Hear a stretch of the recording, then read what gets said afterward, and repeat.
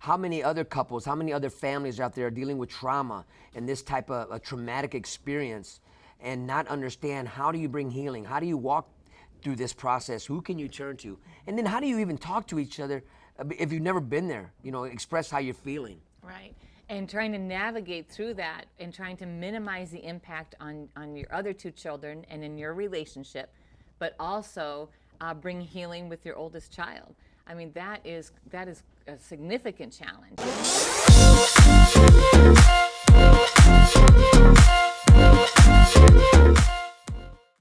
Welcome to TYRO TV. I'm Tijerina. And I'm Cathy Tijerina. And today we have a special couple with us, Travis and Heidi Hathaway. We are beyond thrilled to have the Hathaways with us today. You are going to glean so much information and wisdom from them. They were a power couple. We've been walking with Heidi and Travis for a little bit. They impact us, and we hope that we also have had an impact on their lives. But if you've taken TYRO before, you know we talk about the investment in relationships, that there are people in your life that add value, but also those that multiply value. And I'm going to tell you right now, the Hathaways, they are multipliers. You know, we are so excited to be able to share with you their story. So as you get to listen to this, please take out a piece of paper, take some notes, because I promise you, they're going to drop off some nuggets that will help empower you along your journey. Travis and Heidi, let me ask you this. How long have you two been married, and can you tell us a little bit about yourself? Okay, so we've been married for 25 years. And a little bit about us is we're from Northeast Ohio, born and raised. You want to go? We have 3 adult children. Our youngest is married, and we love to go on adventures with our kids. We love to hike. We love the outdoors. We just enjoy other couples to hang out with us. We kind of took an addiction to kayaking and hiking. So that's one of our things that we really enjoy, just taking other people with us and just getting out and just getting to know people. So what I hear you saying is that you guys are adventurous. Yeah, one of us is more adventurous than the other. One of us likes to jump out of airplanes, and the other one likes to video for insurance purposes. So she's the one that jumps out of the airplanes, and I video. So Awesome. That is awesome. Right, Travis and Heidi, we are so excited to hear more about your adventures, and especially about your adventure in marriage, the ups and the downs and the things that you've been through and how you've overcome obstacles in your life. But we're going to take a short break. So when we come back, we're going to hear more from Travis and Heidi. So stay tuned, and we'll be right back. I'm your coach, Tremaine Hall. We're looking forward to getting you to the next level in where you want to be in fitness. Our whole method is to make you mentally tough and also physically strong. We're going to start with dynamic warm-up, lower core, upper body, and also full body blast. Get ready to take your fitness to the next level with TYRO Fit and Stenos. Welcome back to TYRO TV. Today we have Travis and Heidi Hathaway with us, a power couple. So Travis and Heidi, we ended just telling a little bit about your love for adventure. And we really want to hear about your adventure in relationship and why healthy relationships are so important to you. So can you just share with us a little bit about your marriage, maybe some difficulties that you've encountered, and maybe throw in a couple tips? So I'll start out. I think that our passion for marriages came from not having, and no disrespect to our parents, but we didn't have good role models when we originally got married. When we got married, we had our families on each side were both full of friction and turmoil. And when we got together, we both brought all that with us. We brought all that baggage with us. And so, you know, I came into the marriage thinking, you know, I'm the man and this is the way it's going to be and all this other stuff. And then she came into the marriage thinking she's the woman and this is how it's going to be. And our relationship started out, I would say it was awesome for, you know, your honeymoon phase or whatever you want to call it. And then you start to realize how many differences you really have, and I guess we'll say where the power struggle was. And I think that led us to where we came to a point in our marriage where we had to decide, what do we want to bring into our marriage from our past, our upbringing, and what did we want to leave out of that? And also, what did we want to create to help our marriage get better? And so part of that came from the difficulties and the challenges that we faced in our marriage. And we started out with, I would say, 5 years maybe into our marriage. We faced some pretty difficult challenges where our oldest son, who is 34 now, he was around the age of 12. And that is when we, discovered some things and had some challenges. And we were involved with the jail and understanding, what that's like to be a parent of an inmate at such a young age. And there is no book, there's no book for parents or marriages that really teach you how to be a parent of an incarcerated teenager. And so our son was incarcerated at a young age. So let me ask you this. So that was a scary time, right? Your youngest, this young boy having to put this type of shock in your family, right? Because you're right, there is no handbook. You're not prepared for that. But did you get to surround yourself with people who had those type of experiences, or were you guys on your own trying to figure this out? Okay, I would say we were definitely on our own trying to figure it out. So at that point in our lives, we truly did not know where to turn, who to turn to. And of course, there's embarrassment, there's shame, but there's also, love and concern as a parent for our child. So there were many emotions, many conflicts, many things that we had to face that we really didn't even know how to handle those things. Right. And it also comes down to, who do you trust? As a man, we're more reserved. We want to be able to keep everything inside. And I would say, like Heidi had friends that she could talk to, and I never felt like I had someone that I could talk to that I really trusted. I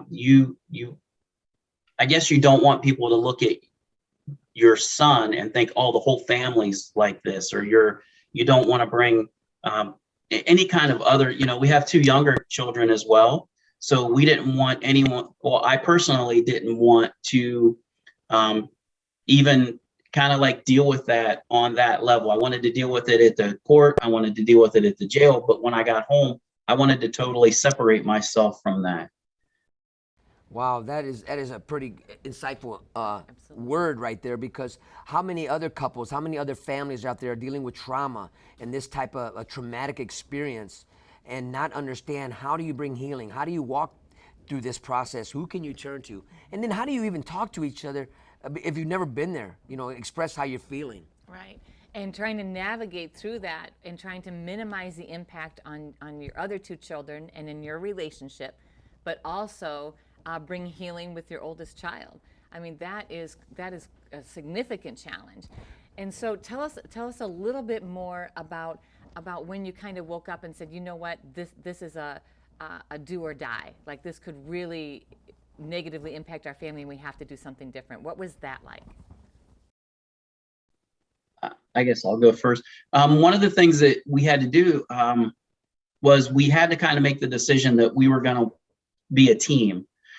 Because when it originally happened, I'm the, you deserve the punishment. You did it. You deserve the punishment. And then his mom's like, well, we need treatment. We need this. We need that.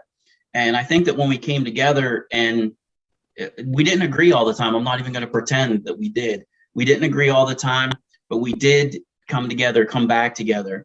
We went through a lot of changes. My 2 youngest kids actually had to become they had to become homeschooled, because we were in and out of, she would have to go and pick him up from jail, take him to therapy sessions during the day, and then take him back to jail. She'd have to sign him in and out and then take him to these therapy sessions.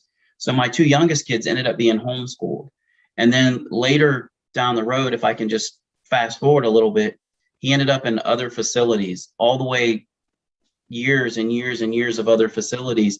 And it became very hard to take every weekend, every holiday, and it revolved around him, and going to visit him if we had to. So we always tried to do stuff special with our youngest kids, because it really does affect the family. I don't know, a lot of inmates, I'm sure they understand that. A lot of people that have been incarcerated understand that. But the family dynamic, I think sometimes they're more focused on themselves and what they're going through, which rightly, yeah, they're going through it.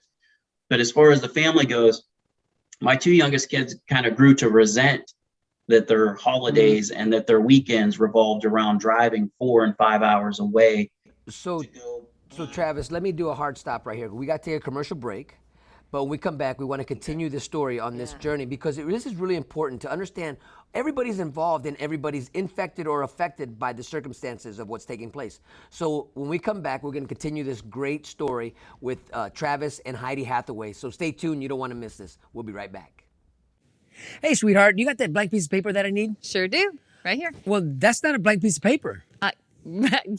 It obviously is a blank piece of paper. This is not a blank piece of paper. Why is it that you always give me something that's not what I want? You know what, Ron? It's obviously blank. I do not don't know want what you're this. This is complaining not about. what I wanted. Oh, no matter what I do, it's always wrong. You What are find you fault talking in everything. about? It's This obviously is a not blank piece of blank. paper. I am sick and tired Why of do you arguing all always the time. trip It's in never this? good You enough. never I'm listen to what I'm tired telling of you. you. I'm done. Just stop. Wow, what did you just witness? I'm Ron Tijerina. And I'm Cathy Tijerina. And together we have been working with tens of thousands of couples for the last 2 decades. And we have been helping couples understand that nobody's right and nobody's wrong. They're just each seeing it from their own perspective and unable to bridge together. So when's the last time you were in a discussion with your significant other or your spouse and you had a disagreement over something so small that turned into something so big? So many of the couples we work with have this experience where they argue about something because they only see it from their own perspective. So I'm looking at it from my vantage point, and guess what? Frankly, I'm only want to see it my way, because it's my way or the what? The highway. Over time, what happens is these issues start to pile up and they create more and more distance between couples. And so now we're arguing about every small thing because we have to defend our perspective. As we began arguing, it really was apparent whose side I was on. I wasn't on her side and she wasn't on my side. In fact, we were on opposite teams. We became enemies, and what was more important for us was to be right than for us to actually understand each other. When couples do this, they continue to erode their relationship. What you need to do is get the issues out from between you, move them out in front of you, and remember that you're a team able to navigate through anything together by seeing all sides of the issue. Now remember, there is nothing more important than us. If you are sick and tired of being on opposite sides and arguing over every small thing, then this is exactly where you need to be. Now it's time to introduce you to a program that's going to teach you how to resolve these issues. In this dynamic program that's internationally recognized, you're going to learn how to resolve conflict, how to get on the same page and listen for understanding. Couple communication, which was written by Dr. Sherrod Miller and Dr. Phyllis Miller, will actually help you be on the same team and recognize the power of resolving conflict together. One of the greatest tools that you're going to embrace is really coming to the understanding that what you've been doing is natural.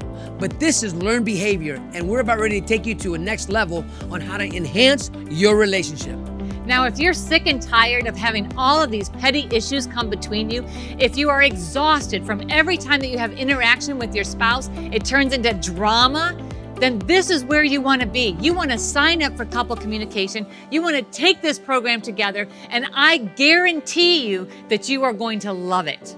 Before I even came, I had controlling issues. I had problems with actually being able to talk to my fiance. And since I've been here and learned new experienced efforts, I can change my life now, and I can actually listen to her and know what to help her with. Information that was given was really helpful. We'll be able to use it in our everyday life for our marriage, for our children, and everything else. So I really enjoyed this weekend. It's helped me to be able to let down guards that I was not willing to let down, because now I see a change in him, and I see him, becoming a different person than he was. He's more excited about the whole project, and now we're thinking like, we want to be a part of something like this. Stop telling yourself that tomorrow you're going to do better. Stop saying to yourself, tomorrow I'll find that program. Today's your opportunity to do something not only for yourself, but for all those around you. In couple communication, you're going to learn a brand new process. This process is going to help you avoid ever fighting over petty stuff again. It's going to take you to a new level in your relationship as you learn how to listen for understanding, to clearly articulate and share from your own experience. You're going to get on the mats. You're going to have notepads. You're going to learn skills that you're going to be like, wow, if only I had known this at the beginning. It's not too late. We are all on this journey. We are all on this continuous improvement plan. But guess what? You have to take the first step, and let today be that first step for you and your significant other. If you're ready to like each other again and be on the same team, this is the program for you. Sign up today.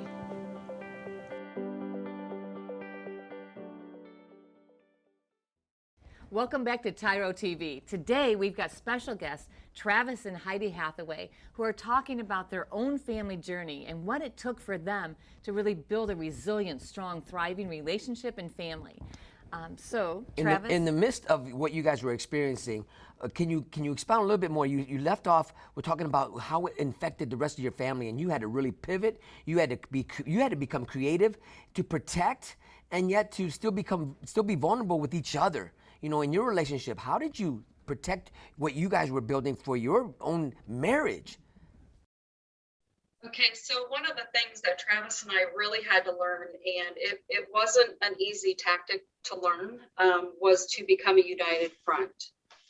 And doing so, we really had to learn how to, look at the issue or the challenges that we were facing. And, being a parent of someone who is incarcerated, in and out of jail, it does bring chaos to your life.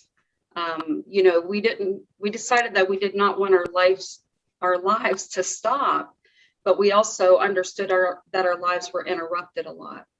So we had to, figure out a way that we became that united front. We had to hear each other and our sides and bring that out in front of us and make an agreement on how we wanted to approach each situation. Excuse me. But as what Travis was saying was, we had probably visited, I don't know, almost every prison in the state of Ohio, minus a few. And our children growing up, because there was a gap, an 8-year difference between our oldest and our middle son, we would take time and make the visits where we would find a park. We didn't have a lot of money. We were frugal with things. And so we would try to just find ways to make the best out of a situation that wasn't so great. And, take that time to talk with our kids about the visit and, just try to encourage them and know that they were an encouragement to their brother and our son, who was an inmate at the time. So I think the biggest thing was just, it wasn't something that we realized that we were doing until, it was over, and realized that, it was so important to, again, just make a good situation out of something that might not seem like a good situation. Yeah, and I think that, I just want to back up when she said we were a united front. When we sit here now, I don't want anyone to look at this and say, oh, they're so awesome, the united front. No, we would go and we would argue in the bedroom, where you whisper argue, and and like I say, you'd bang it out, you would really voice your opinion back and forth, and you would argue, and you would just bring all the facts and try and just bring everything together. Then you go out in front of the kids or whatever and say, okay, we're going to do this. But they didn't realize there was 2 days of arguments and frustration, and what are we going to do? And so, like she was saying, we tried to make it fun for the kids. And as I'm sitting here, I'm thinking, we used to try and save up money to rent hotel rooms where we could stay the night somewhere where there was a pool, or, like she said, a lot of the parks. There's a lot of beautiful parks in Ohio. So we would try and end the visit where we would leave, and then we would go to a park. My kids became I really appreciate what you said, because I was going to ask you, because in the looking at you on the outside, wow, they got it all together. They're able to manage this situation. But I was going to ask you, what about behind the scenes? Because I can just imagine having to navigate, okay, this, how many visits this month are we going to go to, and all the money that's got to be spent. And right. And so, we really appreciate your transparency, because that's real. That's real life. Trying to figure out how to be on a united front means that you've got to hash it out and figure out, okay, this is the way I see it. That's the way you see it. Let's come into agreement. And I deeply appreciate you sharing that. Can you share a little bit more about why that was so important? Why was it so important that you came together as a united front? What was the impact? I'll answer that. I think that part of that is that when we went back to talking about what we brought from our upbringings, a lot of mine was getting on the phone and talking about it to my mom, my sister. That would take hours upon hours of my day. And I think with Travis, I'll let him answer the part, where he brought things in. So saying that, those are the changes that I had to make in my own life, and put that into practice to where I would turn to, him, instead of getting on the phone and spending all that time and putting it into more of a positive energy and saying, hey, this is what's happened today. How can we approach this? And so that was on my part. I had to learn to stop bad habits and put better habits into practice on my end. Yeah, and I don't want to come off sounding rough or whatever, but it's like, if you want someone's opinion, we'll ask for it. Because the thing is we're working through everything on our own, and we come up with a plan, and then say that you talk to someone else, or you get other people involved. Well, they have no skin in the game. We've had people where we know that their son was incarcerated, and they're like, okay, that's it, I'm done with him, and they write him off. Or then there's other people that, sell everything they have to make sure that they're the person who's incarcerated, that they have everything they need from commissary, all this other stuff. And we weren't financially in a place where we could do that. We really had to budget everything to make sure that, we were trying to meet his needs, and we were also trying to meet the needs of 2 small children, and plus still try and stay strong for each other. Because I'll just be honest with you, sometimes you get those fleeting thoughts where you just know, okay, listen, it would be so much easier just to walk away. It would just be so much easier on me to just leave. But what example was that setting for my 2 youngest kids, or even my oldest that was incarcerated? I mean, it's, like I said, they're fleeting thoughts, but they're still there. It's kind of like, what do we do with them? And I think that's where we realize where our commitment with each other. Travis and I talk about that today when we mentor younger couples or newlyweds, and realize that, our commitment to each other is permanent. And so thank you, Ron and Cathy, for the always reminding us that, practice does make permanent. And that's really one of the keys that you two have shared with us that we've taken away. Yeah, and I think that it's kind of like tongue-in-cheek, kind of like little comedy or whatever. But whenever we do marriage counseling and we go over the marital vows, in the marital vows, there's always, if I do a wedding, there's always going to be death do us part. And we really talk about that. And we talk about real things, about what if your husband or wife gets cancer? What if they get this? What if something happens? Can you still be committed? Like, we kind of push it home, because when the rubber meets the road, you can have all the tools in the world, but if you don't know how to use them, they're useless. That is a great point to take a break, because Travis and Heidi, when we come back, we want you to share some practical how-tos. What are some things that couples can do to help them navigate through the challenges that they're facing in life? So stay tuned, and we will be right back.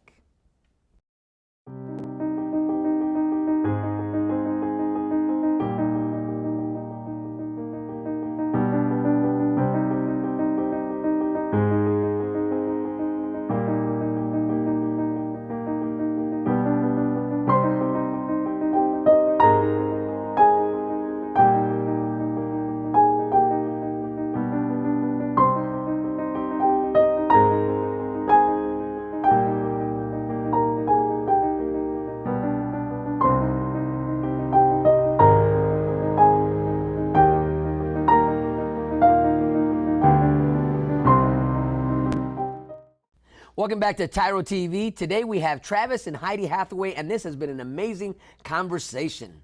So Travis and Heidi, so we left off in the last conversation and you were talking about some things that you share with couples as you're doing premarital counseling. So we asked you to give us some tips and tools that our listeners can actually begin to practice in their own relationship right now. So let's have it. I think that communication's number one for me, devotion and loyalty. And I think communication is a lot of it is knowing the personality of the other person. We've done all these research, all this stuff, and it talks about different personalities. And I know my personality is a little more aggressive. So, and Heidi's more of a thinker, a processor. She wants to really think things through, and I just want to attack it. So I think that knowing that about each other, that I know that sometimes I need to drop back as much as it kills me. I need to step away from something. And she knows sometimes if she really wants to get her point across, she has to be more aggressive with me, you know, to stand up for what she wants to do. Nice. And just to touch base on devotion and loyalty, and I hate to use this term because I don't want anyone to say that I'm comparing their wife or anything to a dog or anything like that. But I always think of loyalty with our pets. You know what I mean? It's like we have to be as loyal as they are. You know what I mean? You can get mad at your dog and you could smack it on the nose, and 2 minutes later it comes right back to love you. Now, I'm not saying we're going to smack our wife on the nose or they're going to smack us on the nose, but it's that kind of loyalty where we forgive, you know, and we may see that one situation or that one thing that we've been through as the smack on the nose or whatever, but we have to remember all the good things before that. You know, I think we get so focused sometimes on that one bad thing or that one situation that we're willing to leave all the good stuff that we've been through, and we want to focus on this one microscopic thing. It's like you have 365 days in a year and you get stung by a bee or something and it ruins your whole year. Like, remember that bee stung me 360? Yeah, it sounds stupid. Oh, wow. But yet we do that with our relationships all the time. We focus on that one rough spot. Okay, so my three points that I would like to allow you to take away today is the first one I want to talk about is honor. And I think that honor is such an awesome word because I know that, you know, when I honor Travis and lift him up and look to him to lead our home, I love the fact that I think that, you know, men lead men. And I think that as a strong man to lead well in the home, then everything else just kind of has a flow with it. And I think that honor is such a huge factor in our relationship and in our family. And the other point is investing. You know, I look at our relationship that we invest in. And like Travis said, you know, you can have all the tools in the world, but until you utilize them and put them into practice. And I always think of a relationship kind of like a vehicle or a car or something. You know, you have to get gas in your car at least once a week. In my case, it's every day. Yeah. And, you know, and then, you know, we change the oil in the car and that happens every 3,000 miles. So it's not every day or every week, but it's maybe every other month. And then there's spark plugs, there's, you know, yearly upkeep and things like that. So, you know, when we take and look at the analogy of a vehicle, are we doing that with our relationship? Are we investing in little things daily and, you know, fueling each other daily? And are we continuing to, you know, maybe monthly take that extra time to, you know, date each other and make sure that we have that 2 hours together, whatever it might be. And then yearly, you know, get away from everything and just have a time of refreshing. And so I just think that's so important that we have to continue invest in our relationship. And the last thing is embrace. I think that kind of comes along the tail end of the other points, that embrace the journey, regardless of if it's a challenge or if it's something fun that you're doing. take each moment and just embrace those moments that you're in. And again, like we shared earlier, we would take those, those hard times, those difficult moments, and see something good in it, and just embrace it and turn it into something positive that we can. Thank you so much, Travis and Heidi. That is an amazing call to action plans that everybody can really take upon themselves and begin practicing those principles. Great advice. But we have to take a commercial break. So stay tuned, because we're going to take a short break. When we get back, we're going to wrap it all up with Travis and Heidi Hathaway. We'll see you soon.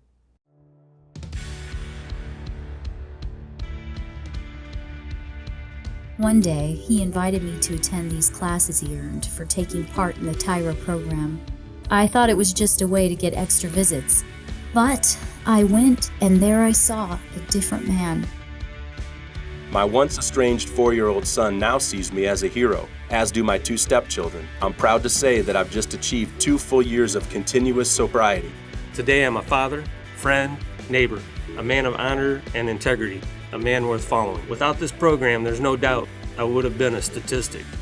I have to give the Ridge Project and the TYRO classes a great big thank you for finding the man I married. So, to the Ridge Project and all my other TYRO brothers, I'd like to say thank you, God bless you, and here's to another year of being leaders in a society wonderful enough to give people like me a second chance at the American dream. Welcome back to TYRO TV. Today we have been talking with Travis and Heidi Hathaway on how to build a healthy relationship. And man, has this been a journey. This has been awesome, Heidi and Travis. So as we close out, we would like you to have the opportunity to share, if you would just wanted our viewers to remember one thing, what would it be? Well, for me, I would just want them to remember this. You're not the only one. You're not the only couple in the world that has issues. You're not the only couple in the world that has fights. It depends on if you want to stay in the relationship, you're going to fight for the relationship. In the Bible, it says that it rains on the just as well as the unjust. So we're all going to go through stuff. I would just encourage you that if you want to stay in the relationship, you fight for it. And I would say for mine, it would be to love bravely. And what do I mean when I say love bravely? I mean that it's easy to love in the good moments. It's easy to love on the mountaintops.